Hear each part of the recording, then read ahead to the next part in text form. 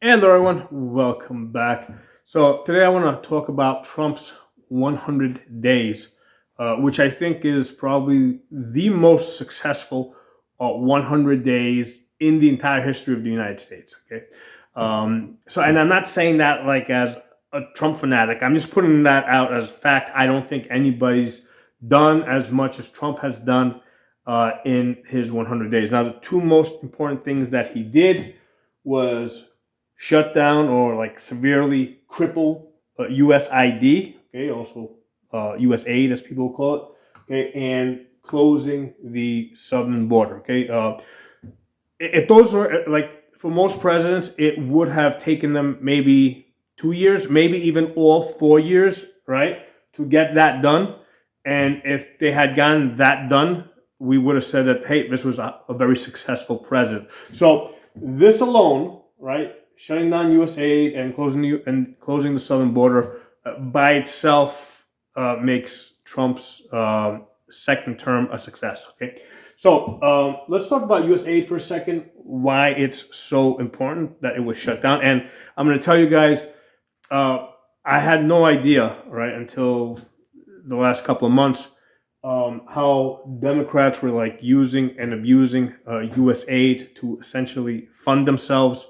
Um, so the Democrats were I'm not going to say indirectly being funded by the U.S. government. I'm going to say we're directly being funded by the U.S. government. So a lot of this U.S. aid money was being sent out to all these different groups. And then these groups were, using that money and then making donations to the Democrat Party, to political candidates of the Democrat Party, that they would not have been making those large donations if they were not receiving this U.S. aid money. Okay, so it was, financially, it was a very uneven fight. Okay, the Republicans pretty much had to fund themselves. All other political groups, right, had to fund themselves. The Democrats were being funded through the government, by the government through U.S. aid. So that's like the number one thing that like it had to be done. That had to be destroyed. Now that aside, U.S. aid was also being used to destabilize governments around the world, which to me is like that's a side issue, okay. But the fact that USAID, that the Democrats were being funded by USAID, I mean that's like the number one primary thing, right? Because that now kind of evens out the playing field, right? Because basically like Democrats were coming up with like how did Kamala, right, and Biden come up with like $1 billion, $2 billion for their campaigns. It came, from it was basically being funded by USAID, through like I said, this go around method, right, where they were funding certain projects, and then the people running those projects would then use some of that money to fund the Democrats. So that had to go. Okay, that absolutely had to go. This kind, and like I said, this evens the playing field. Closing the southern border, which Trump did pretty much by executive order, by using the resources that were available to him. He got that done pretty quickly.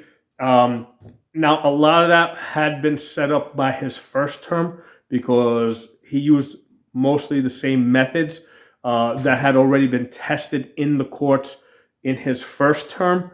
And then he, since that already had been through the courts, he was then able to quickly, reinstitute something that was already working. Okay, so that's a tremendous success. Okay, now let's talk about the deportations. Trying to deport somewhere between 7 million, 20 million, maybe even 30 million of these illegals into the country.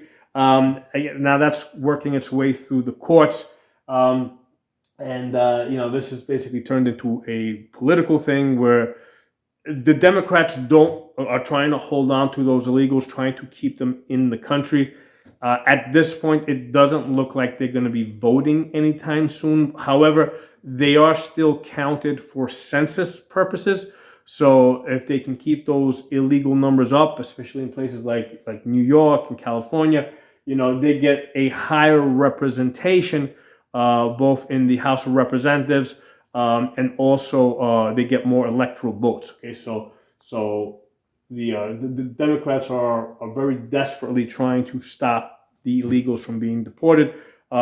Trump, I think, is using a very smart approach where he's trying to get them to self-deport, and I'm guessing that he's pretty much threatening them with either, listen, leave on your own, like sign these papers, agree to be deported, right?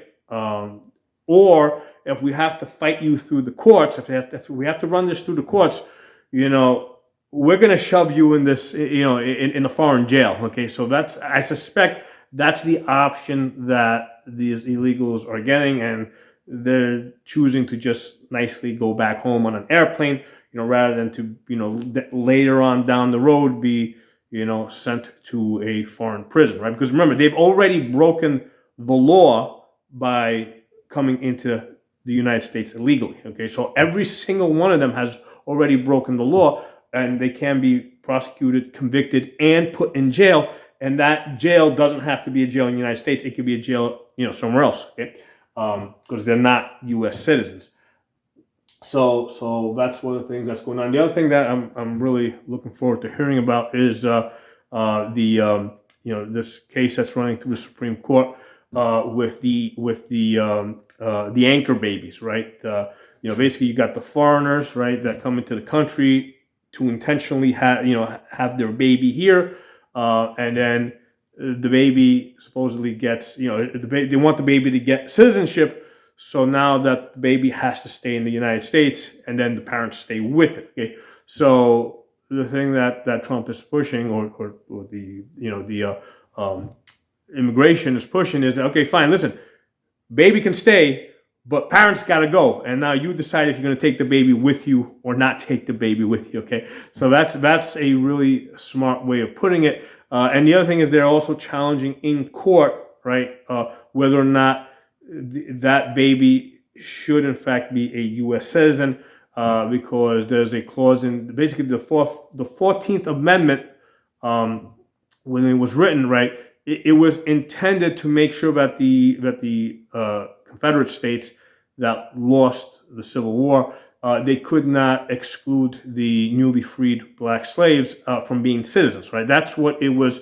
That's what it was intended to prevent. Okay, and what they did is they put in this clause, right, where it said, people are natural born and subject to the jurisdiction of, right. That's the key word, which basically means if you're a citizen of some other country, or some other country has jurisdiction over you, then you're not a citizen, right? So, for example, if the freed slaves that were born in this country, right, and had already been here for multiple generations, they weren't subject to the jurisdiction, or no other government in the world basically had any jurisdiction over them. So those people were citizens by the 14th Amendment. Okay, and that for comparison's sake, consider, like, part of the reason why they put that clause in there, subject to the jurisdiction of. Okay, at the time, right, what they absolutely did not want is they did not want Indians, American Indians, right, claiming to be citizens. Okay, and there was actually a law that was passed way later on, right, I think post 1900s, okay, that said, okay, American Indians are now also U.S. citizens. Okay, but the point being, if you go back, whatever, 40, 50 years before that, at the time that the 14th Amendment was written, it would have been written in such a way to absolutely exclude American Indians, right? Because they didn't want them to be citizens at that point in time. So that's where I would look to as far as the debates happening and exactly what they meant by subject to the jurisdiction of, because I have a feeling that subject to the jurisdiction of was meant specifically to exclude American Indians, okay?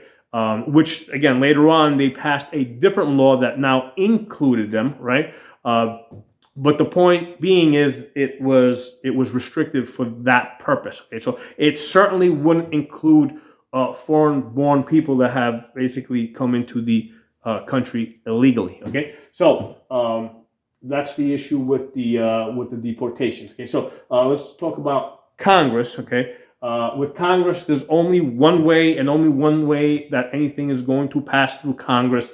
And basically that is over the threat of a government shutdown. Okay. There's absolutely no way that they're going to get like 14 or so Democrats to come over and agree to vote with Republicans, if not threatened with a government shutdown. And the benefit there is that, hey, if the government is shut down, Trump actually gets more power to decide, okay, what's essential, what's not essential, what he's going to fund.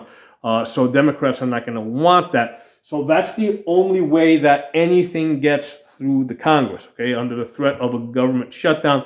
And I believe that they got a 6-month extension in the last time a budget passed, okay, and Schumer, right, the Democrat Senate leader, took a lot of shit for that, right? So I have a feeling there's like no way that he's going to. I have a feeling in September, when I think that this is going to come up again, I think that they're actually going to let the government shut down, because I don't think Schumer is going to want to deal with that again. So he's gonna. I think that Schumer's going to let the government shut down. And then basically 3 months later, 4 months later, whenever the rest of the Democrats come around to saying, hey, maybe we should get this thing back open, maybe we should make a deal, Schumer's going to say, hey, I told you so, right? This is what I said the first time around. So I think that that's where that's going. That's the only way anything passes through the Congress. I did a separate video where I said that, in my opinion, I think that the Republicans should get rid of the filibuster, like the Democrats have tried, and like I believe that they will try again if they ever get control of the Senate, right? Especially if they get control, especially if they get a trifecta, they are absolutely going to get rid of. Democrats are going to get rid of the filibuster, okay? So that a pure 50%, will be enough to pass anything through the Senate, and I think just the Republicans will have lost their opportunity, because they could do that now and get stuff done, okay? Because again, and now in my opinion, I think that it should have been it should be a constitutional amendment requiring 60 votes in the Senate, okay? Originally, the reason why they made it 50 in the Senate, I believe, is because at the time the senators were not elected by direct vote. The state legislatures elected the senators. Okay, so the election process was a step removed from the people. So you didn't have like these wild, mood swings, right, in the population, and the senators, right, were loyal to the states, right, because they were elected by the state legislators, so they were loyal to the states.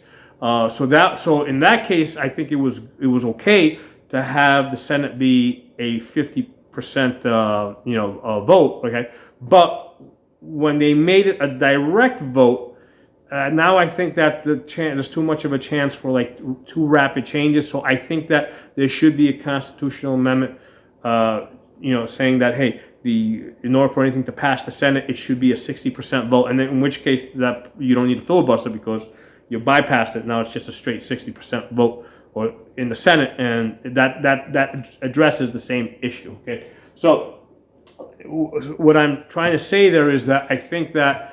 And I said this in the prior video I did, I think that the Republicans should get rid of the filibuster, right? And at the same time, start the process for a constitutional amendment, all right, to change the Senate voting to 60%, right? But until that passes, yeah, get as much stuff as they can done with the 50%. And then what's going to happen is the Democrats are not going to like that, so they're actually going to push to get that constitutional amendment to pass, so that 60 votes is required in the Senate. So that's the only way you're going to get the Democrats to go along with this, right, as a constitutional amendment, if it's going to benefit them, right? And the only way it's going to benefit them is if you change it now while they're out of power, okay? So like I said, I covered that in a separate video. But anyway, as far as the Congress, the only way anything passes right now is through through the threat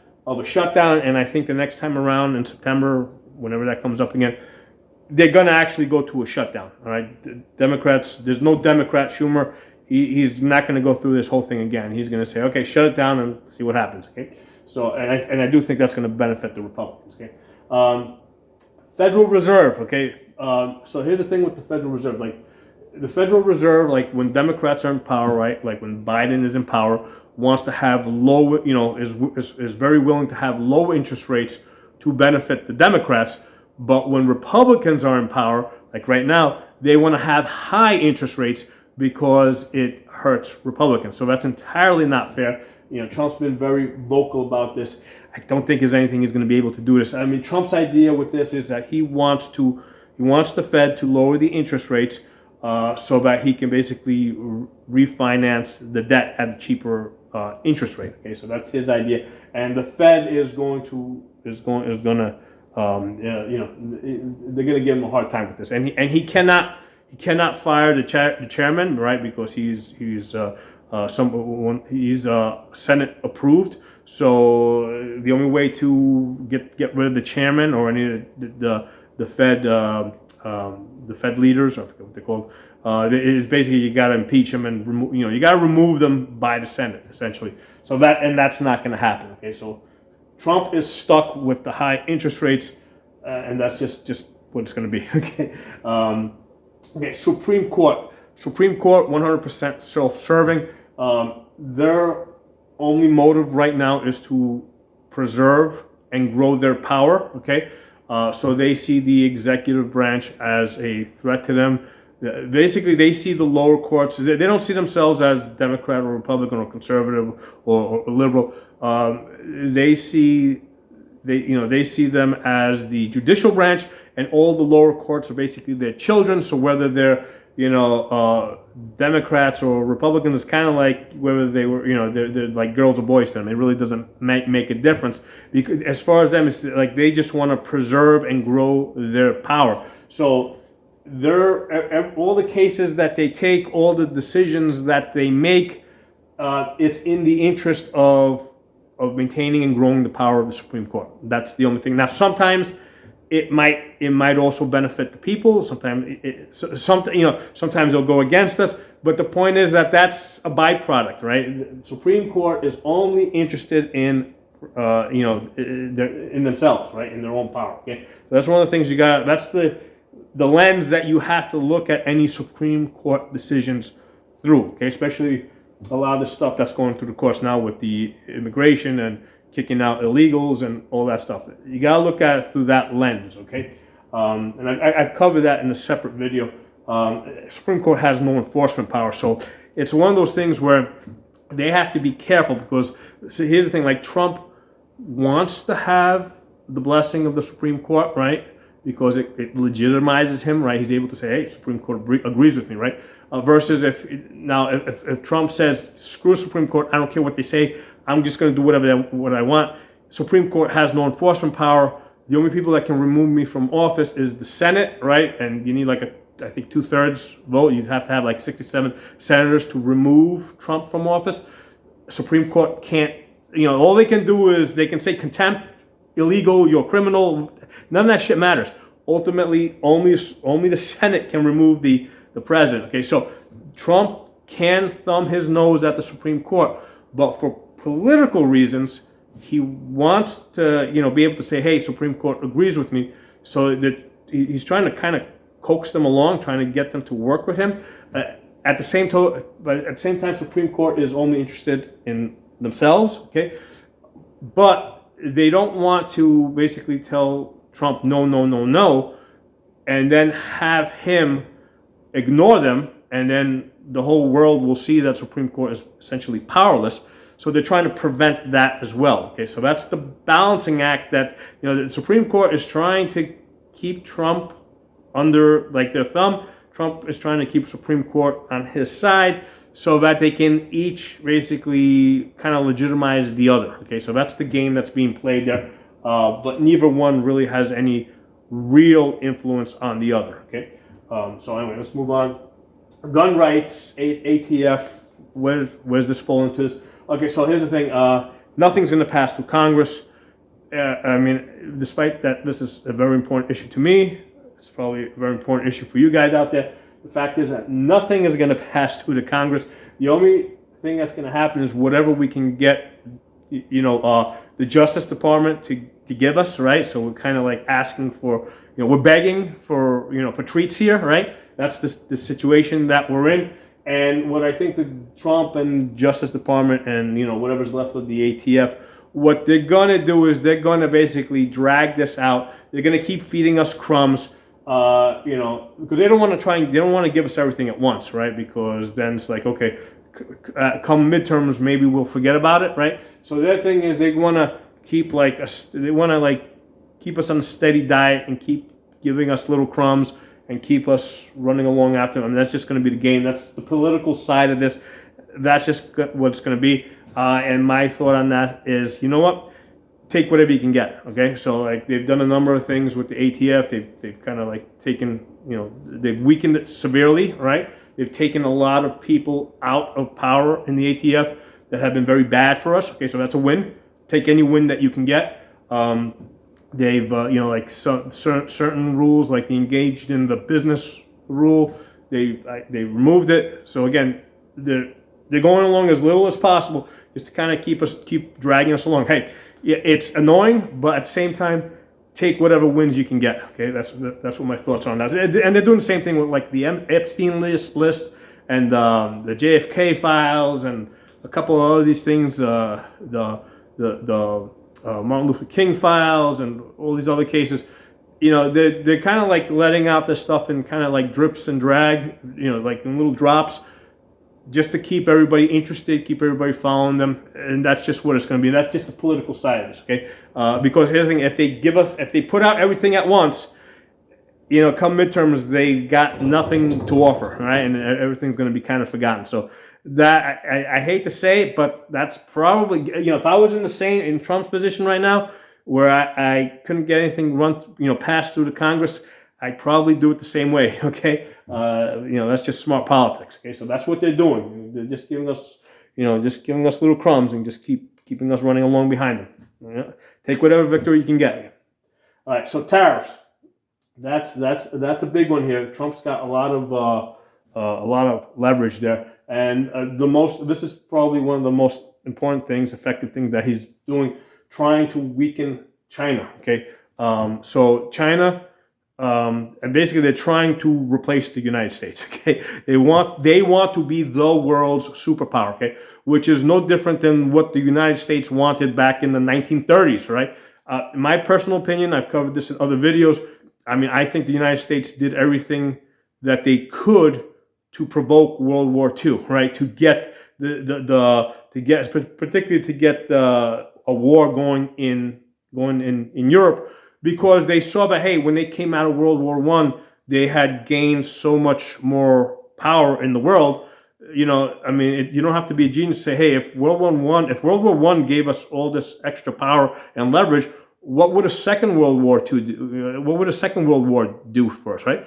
And yeah, as they suspected, World War II made the United States even more powerful. Okay, so I've like I said, I've covered this before. I do think that the United States planned to come out of World War II as a great power. Okay, and I think that they did everything that they possibly could to lay the pieces down so that they would get the outcome that they want. Well, China is essentially trying to do the same thing. Okay, and one of the things that China has, right? I think they produce like 1,000 ships per year compared to only 10 ships per year that the United States builds. Okay, so if China builds 1,000 ships, the United States only builds 10 ships. Okay, think about why we won World War II, right? Because we were able to outproduce everybody else. Okay, so if we get into another war, right, and China's producing 1,000 ships for every 10 that we build. Okay, who's going to win that war? China's going to win that war, right? Now, yeah, fine. You might say, hey, those are just cargo ships. Those are, not warships. Well, how much, they wouldn't have to work too hard to turn those 1,000 cargo ships into warships, okay?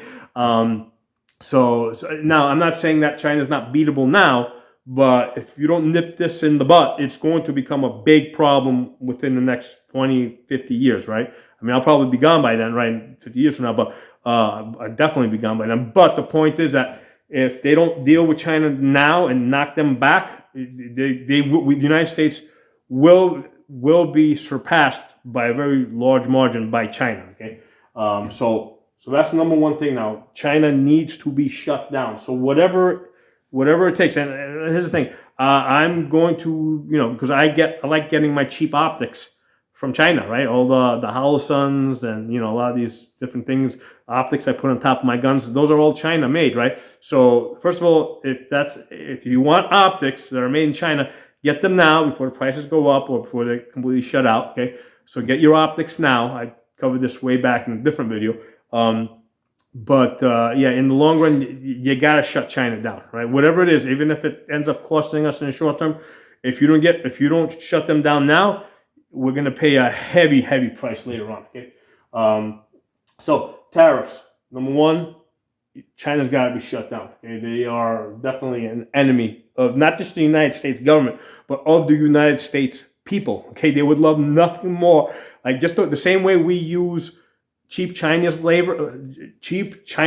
slave labor, right? Because those people in China working for whatever they work, I mean, they're basically working like slaves. Well, China would love to reverse that, right? So down the road, we're working for them, okay, for like pennies, okay? So, and that's the natural thing. Every power in the world, not every power, every country in the world, okay, wants to be the dominant power. Every single one. I mean, you go to Costa Rica, right? And you talk to the people there that are like poor. If you ask them, hey, would you like your country to be the world's lone dominant power? They're going to say, yeah. Okay. They may not be able to do it, right? They don't have a means to get there, but they would like it. All right. So even if you go to the poorest country, go to Haiti, go to Costa Rica, go to Panama, any of these countries, they would all love to be the dominant power of the world. That's the natural thing. Okay? Everybody wants to be the king. Okay. Now, other side of tariffs, revenue. Okay, so Trump's doing really good raising money off of these tariffs, and I think that he should definitely keep that base 10% tariff, and that should replace the income tax. Okay, so that's the other great thing about the tariffs. So this is important. This is like this. I think Trump said he wants to completely eliminate the income tax for. I think initially I heard anybody making less than $150,000 a year, and then I heard less than $200,000 a year, or it will probably be maybe $150,000 for single, $200,000 for married on your tax return. I'm guessing they would go somewhere like that. But that's his ace in the hole. Okay. That is what he's going to push hard in the midterms or prior to the midterms, because that is what he's going to use to try and peel away, middle class voters from the Democrats, right? The ones that, because here's the thing, the Democrat have been pushing, right, that they want to raise taxes on the rich, and that's complete BS, right? Because the Democrats will never raise taxes on the rich, because those are the people that fund them. But it's like one of those things where it's like, okay, we can count on the Republicans to stop that. So we're going to push that, right? Because it makes us look good that we want to raise taxes on the rich, right? But when we can count on the Republicans to come in there and stop that, because it's not good for economic reasons, and then we can turn around and politically say that, hey, see, the Republicans, don't want the rich to pay more taxes. Okay, so Trump can absolutely kill that point, that talking point of Democrats by saying, hey, everybody, $150,000 or $200,000 and below, no income tax. What are the Democrats going to say then? They got nothing to say. That would absolutely destroy like their political movement. I mean, they got absolutely nothing to offer after that. What are they going to say? Import more, illegals? They've got nothing. All right. So that is I think Trump is going to press hard on that next year, right? Leading up to the 2026 midterms. Okay. Now. I'm already 30 minutes into this video, so let me speed up a little bit here. Gaza, Israel. Okay, I don't care. I don't care. I don't care. Both sides kill each other to the last person. I just don't care. Okay. The only thing I'm going to say is that the situation, Trump has successfully opened up the Suez Canal, which allows Saudi oil to get through, which is basically putting downward pressure on our gas prices. Okay, so that's working really great for us. Now, one of the things you might say is, well, why aren't we drilling here? Why aren't we doing the drill, baby? Okay, so here's one of the things to understand. Okay, yes, we have oil. In order to get the oil out of the ground, we basically have to use fracking techniques. Okay, so it's not like it's basically a lot more expensive to extract it out of the ground, and it's essentially not the same quality as the oil that they have in Saudi Arabia, okay, or in Russia, okay. They have crude oil. We have like light sweet crude, okay. So all refineries here in the United States are basically designed to process the crude that comes from the Middle East, which is a higher quality oil. Okay, so that's why we import oil. Okay, we refine it here in the United States. Okay, and then the oil that we drill out of the ground, we pump out of the ground here in the United States, our refineries can't deal with that, right? So we actually export that to Europe, right? Because their refineries are set up to refine that. Okay, so now, like, why don't we build the refineries to process the oil that we bring up out of the ground? Because it's not that good oil, right? It's not great. We want to export. That's why we import oil and we also export oil. We import the good oil, okay, and we export the lower quality oil. Okay, now I am kind of like generalizing it there, right? But the important point here is that our refineries are set up to refine the oil from the Middle East, and Europe's refineries are set up to refine the oil that we pump out of the ground here. Okay, and again, we have to use more expensive techniques like fracking to get that oil up out of the ground. Okay, so all I'm saying is, don't like this. The whole drill baby drill is only going to get us so far. That drill baby drill is really good for making money for the oil companies, who are then selling that oil to the rest of the world. Okay, it doesn't directly lower our oil prices because we have to import the oil and refine it in our refineries. Okay, so there's tons of videos on the internet that cover that. I'm not going to go any deeper into that. But the important point here is that regardless what Israel and Gaza are doing, which I really don't care, okay, Trump, basically bombed the Houthis into submission, and the Suez Canal is open, and that's something that I do care about because it benefits me, okay, when I go to fill up my gas tank. Okay, that's what I care about. Okay, so that's what's going on with that. Speaking of canals, Panama. Okay, so Panama is like one of those other countries that I actually care about because they've got a canal that we pass goods through, and that benefits us, right? And what China had basically been taking control of that canal, right, through working deals, etc. And basically, Trump has essentially kicked China out of Panama, and now they're back to doing business with us. Okay, so that's a big thing. That's a big important thing that Trump got accomplished in his first 100 days. Okay, so let's talk about Russia and India. Right, let's talk about two of them. So again, Russia, India. Well, let's reference, as far as Russia, let's reference Ukraine briefly. Okay, and I do not care about them. Okay, Ukraine has been basically a puppet of the Democrats. They have been manipulated by them. They've been like laundering money back and forth, bribing each other. There's a lot to untangle there that I don't care to untangle. Okay, so Ukraine can go find the Democrats and go find Biden and go find Hunter Biden, and they can untangle that mess themselves. That's not something that concerns me.